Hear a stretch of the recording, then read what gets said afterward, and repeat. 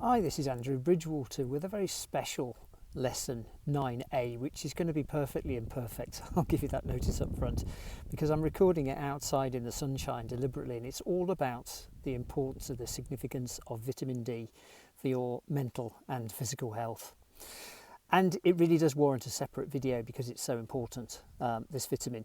And as you may be aware, seasonal affective disorder, or SAD, affects millions of people in the upper hemisphere, the upper latitudes of the northern hemisphere every winter. And in fact, in these countries, levels of vitamin D have been found to be lower in people in the winter and higher in the summer months. And isn't that interesting? We produce vitamin D naturally as a result of sunlight hitting our skin. And interestingly enough, when we apply factor 13 above sunblock, the effect of that sunlight on our vitamin D production reduces by about 95%. So you've got to kind of moderate the sunblock to some extent, particularly when the sun's intensity isn't that high. But in terms of physical and mental benefits, vitamin D is hugely important. It promotes calcium absorption in the gut, and it's essential for healthy bones and helps to protect older adults from the onset of osteoporosis. It also boosts the immune function and reduces inflammation. And you remember that there's a strong link between inflammation and mental health. I talked about that in the context of gut health earlier on in the course. So spending time in the sun is the best way to ensure that you're getting the right amount of vitamin D. Vitamin D is produced naturally by the body in response to exposure to sunlight.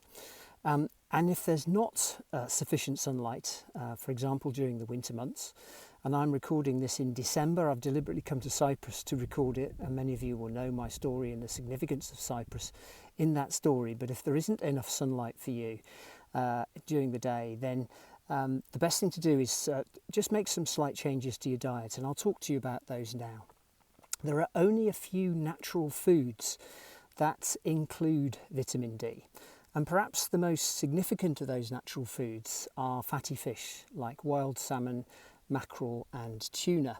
But you can also get smaller amounts from cheese and from egg yolks.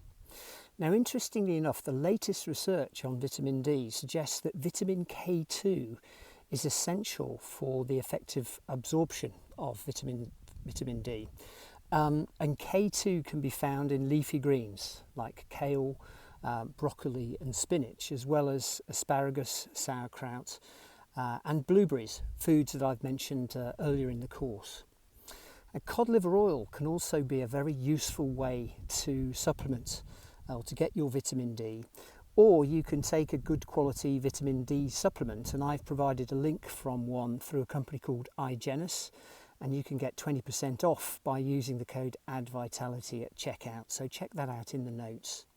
But as with all of the other lifestyle changes that I'm talking about in mood and food, moderation is key.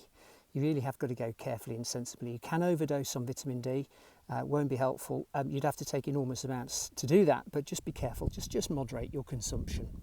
I've provided two excellent references in the notes if you want to go deeper on the science and the research behind vitamin D, and those have been really helpful for my understanding, certainly, and I'll provide them for you. So your assignment for this lesson is to use your Mood and Food Journal or your Mood Notes app to record your exposure to sunlight, and if you're not getting any sunlight, to record your consumption of foods or supplements that I've mentioned in this lesson, which will ensure that you're getting a sensible amount of vitamin C and managing your mental health effectively. So I'll speak to you in the next lesson. This is Andrew Bridgewater from Larnaca in Cyprus. Bye for now.